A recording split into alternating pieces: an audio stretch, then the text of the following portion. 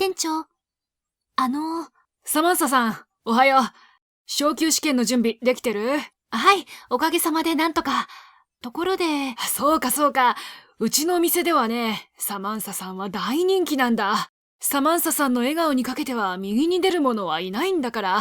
昨日も、サマンサさんはいないのかってお客さんがいてね、お休みだって言ったら、ひどく残念そうなんだ。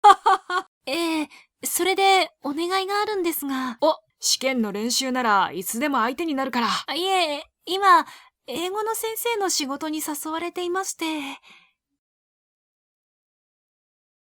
店長、サマンサさん、おはよう。昇級試験の準備できてる？はい、おかげさまでなんとか。ところで、そうかそうか。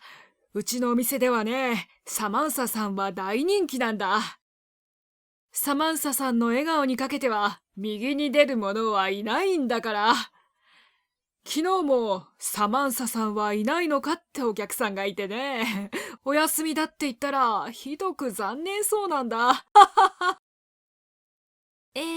それで、お願いがあるんですが。試験の練習ならいつでも相手になるから。いえ、今、英語の先生の仕事に誘われていまして。